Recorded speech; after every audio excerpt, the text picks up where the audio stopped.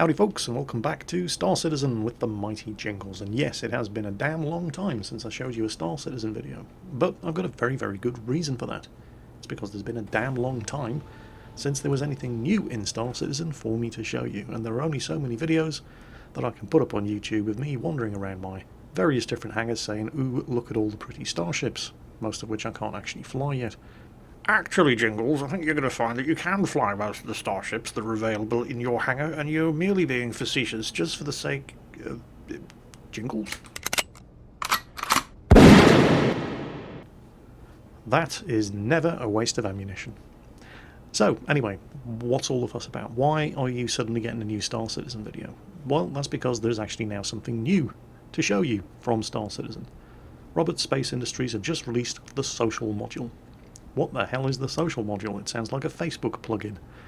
No, don't panic. It's not as bad as that. There are two ways of explaining what Star Citizen's social module is. The quick way is this is the non-shooty, walky, abouty, talky bit of Star Citizen. That's actually a technical term. The long-winded way of explaining what the social module is involves going back to the mists of time and the prehistory of PC gaming, before Chris Roberts did the games that made his name, games like Wing Commander, Strike Commander, and Privateer. Back in the bad old days, there were other games that involved flying around in starships and shooting stuff up, but what happened between the missions, where you were flying around in starships and shooting stuff up, all took place on menu screens. Chris Roberts was the first guy to say, well, hold on a minute, wouldn't it be interesting if instead of sitting there looking at menus between battles, if we wanted to repair our ship, we'd head down to the hangar bay and chat to the mechanics. And if you needed to upgrade the weapons or systems or engines or whatever on your starship, or even trade up for a completely new starship, instead of looking at various different options on a menu screen, maybe you could head down to the armory and speak to the armourer.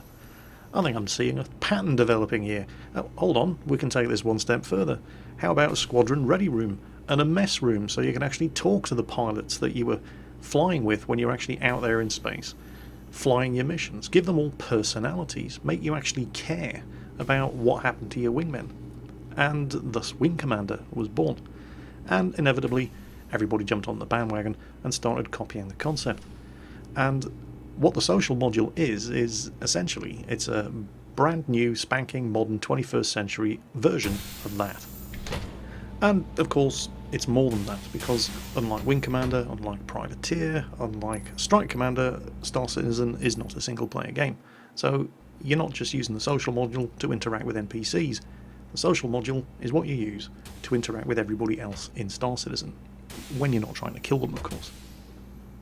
And so what you're getting with this first demo of the social module is what you can expect to see when you're kicking back, chilling out and relaxing between missions, between contracts, between whatever you're doing when you're actually out there in space, when you're down on the surface of a planet and you just want to go shopping for a new pair of pants.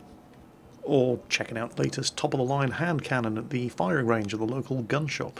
Or sinking a few cold ones in the company of some friends in the local Spacers bar. Or showing off your funky dance moves on the top of the nearest mail terminal, much to the annoyance of everybody who's trying to use the mail terminal.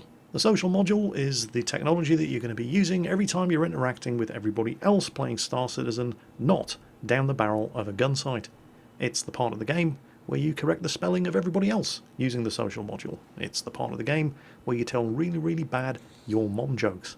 It's the part of the game... It's the part of any multiplayer game where people feel the urge to get involved in pointless arguments with people they don't know and display their emotional and intellectual maturity by comparing them to Hitler. Welcome to social interaction in Star Citizen. Well, I mean, it's not just Star Citizen, is it? It's every multiplayer game that ever existed. But this is where it's all going to happen. And I do have to say, it is remarkably pretty. It's all running on the Cry engine. Well, you know, the proof of the pudding is in the tasting. Just look at it. It is very nice. And it's a lot smoother than I remember it being as well. Well, not that I remember the social module, but it's a lot smoother than I remember wandering around in the hangar, for example. It's just like they've done a lot of optimizing. And they've managed to smooth out the frame rate. And is that Spider-Man? Look at that guy on the wall. What's he doing? The social module, of course, is also going to be that part of the game where everybody tries to find the bugs, where the game doesn't quite work properly and you're able to get to parts of the environment that you're not supposed to be able to get to. Just look at that view though. We're going to come on to more about the view in a moment. But wow. Very, very nice. Nice little Andromeda Park down there. I've got one of those. Can't fly it yet, but soon. Saw a multi-crew demo. Well, I didn't see it personally at Gamescom. I didn't get to go to Gamescom. Oh, there's Spider-Man again. Go on, my son. You can do it. None of these terminals appear to work. They're all just placeholders. Where'd he go? He did. Hey! Yeah! Hey! He did it. Hooray! Congratulations. He's broken the game. Well done. So, anyway, this place appears to be some sort of job centre. It's where you turn up to browse contracts and, job stuff. I don't know. None of it works at the moment, of course. Character animations, a little bit ropey. But then again, it's the social module. It's not the character animation module. Obviously, the whole thing is still a work in process.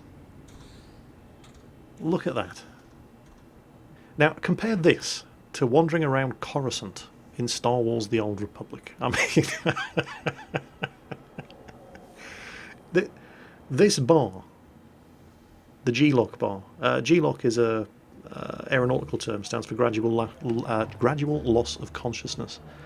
It's a phenomenon experienced by fighter pilots when they pull too many G-forces. Anyway, oh my god, they're trying to dance. Look at this bar, right? This bar in Star Citizen has got more polygons in it than the entirety of the city of Coruscant in Star Wars The Old Republic. It's just no contest. It's like comparing apples and bloody oranges. It really is a spectacularly well done piece of work. But I wouldn't expect any less from Chris Roberts. Anyway, let's see what's going on the dance floor. But first, a quick look out the window. Hey, you, Space Monkey, dance for me! Hey!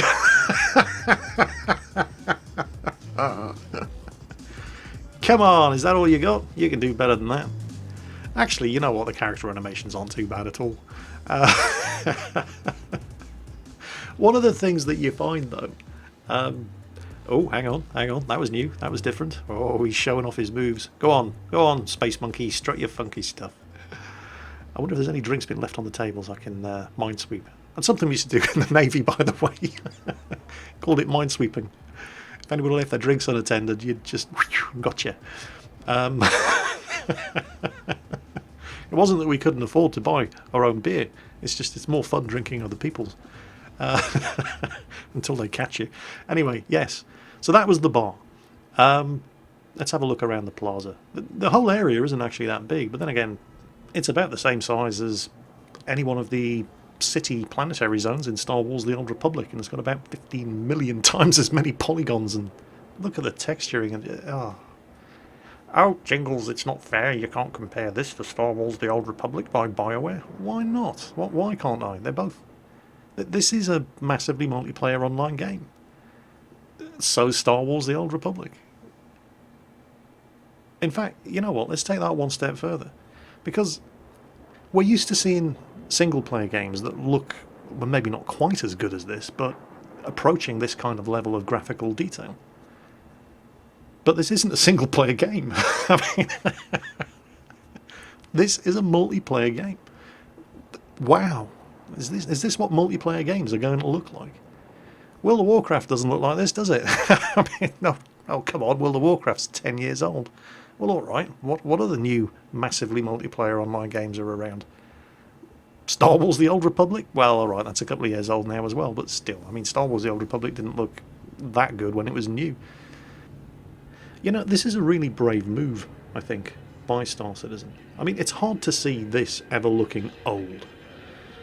And yet, well, you know, the pace of change in graphical technology is... Does anybody remember Age of Conan? When Age of Conan first came out, people couldn't believe how good the graphics were. Have you looked at Age of Conan today? Yeah, it looks like a dog's dinner. That's why most MMOs tend to play it very safe with their graphics engines. When you Designing a game that you anticipate being around for years and years and years, like World of Warcraft, for example, perfect example. It celebrated its 10th anniversary this year, I think. 10-year-old game, and it doesn't look bad. It doesn't look bad because of the way they originally designed the graphics engine. It never looked realistic, but it wasn't ever supposed to look realistic in the way that Age of Conan was supposed to be cutting-edge graphics technology. And Age of Conan was, back when it came out, and now it looks like a smartphone game. But World of Warcraft still looks reasonably good. Guild Wars 2, similar approach. Very, very pretty game, but it's a highly stylised art form, and it stands up well to the test of time. Star Citizen, on the other hand, I mean, holy shit, look at this. It's really hard to ever imagine this looking like yesterday's graphics technology. And yet, it's inevitable that at some point it will. Which kind of begs the question, just because Chris Roberts is not stupid. What's this? Dumper Depot. Oh, salvage. Second-hand ship parts. Okay. But anyway, yes, Chris Roberts isn't an idiot. I mean, the man's a genius. He's persuaded people to part with millions and millions and millions of dollars for the promise of an idea of a spaceship. I mean, and he's going to deliver. I mean, look at this. He's going to deliver. But the guy is a genius. He's definitely no fool. But you've got to ask yourself the question, just how much mileage does he expect to get out of this graphics engine before it starts to look old, in exactly the same way that happened to Age of Conan? Then again, look at World of Tanks as an example. World of Tanks runs on the Big World graphics engine, and that's donkey's years old. Except World of Tanks doesn't really run on the Big World graphics engine. Wargaming have hacked and modified and tinkered with and added to and taken away from that graphics engine so much that pretty much the only thing that still remains of the Big World engine is the name. So maybe they've got plans to do the same thing with Star Citizen, but they're probably not going to need to mess around with it for a few years yet. This does look absolutely spectacular. I do expect everything to be heavily instanced, of course. I mean, you can't imagine well, you can probably imagine 500 people running around this place, but you can also imagine what it would do to the server and what it would do to your graphics card. It would explode. But then again, instancing technology isn't exactly new either. Just because there are 500 people on the planet that you happen to be on does not necessarily mean you're going to see all 500 of them. There'll be separate instances of each location running to lessen the server load. And if you need to be in the same instance as somebody that you happen to be grouped up with, then the technology will be there to ensure that that happens. None of this is difficult stuff. So, Star Citizen's social module. Spectacularly pretty, and while there's not an awful lot to actually see in the social module demo as it stands right now, it's just a couple of rooms, some sky, and some backdrops, and all of it spectacularly pretty, of course, but there's not an actual awful lot of content here. But it's not so much the content as what it all represents that I'm getting excited about. And it's nice to get excited about Star Citizen again, because what this social module represents is not so much the, hey look, this is where everybody's going to interact on a social level when the game goes live. It's the fact that this is some real progress towards joining together all the separate parts of Star Citizen. We've got the hangar module. We've had the hangar module for years. We've got Arena Commander with the drone sim, the Spectrum games, the Murray Cup racing. The first-person shooter is in production. PlanetSide, or the social module, it's ready. You're looking at it. The Persistent Universe is in the design stage. Squadron 42, the single-player campaign, is in the production stage. It's all starting to come together. And so it's really nice to not only be able to say something positive about Star Citizen, but to show you something positive about Star Citizen again, because I'm really getting sick and tired of sitting on my ass and waiting. I know, it'll be done when it's done. And yes, I know, it'll be done when it's done. Chris Roberts isn't going to rush a bugged, broken, unfinished and bad product out of the door, and he's under no pressure to do so. He's got the development money he needs to, and some, to keep working on this for as long as it takes to get it right. So, anyway, that is the Star Citizen social module, and it's very, very, very nice, not just for how it looks and how it feels and how it plays, but for what it represents. in the ongoing progress to finally getting this game out of the door. And it just can't come soon enough, in my opinion. So there you go, Star Citizen's social module. I hope you enjoyed today's video, and I hope you're getting as excited about Star Citizen as I am. And take care, and I'll catch you next time. Oh no, oh, that's just creepy. Oh well, nobody's perfect. Take care, folks.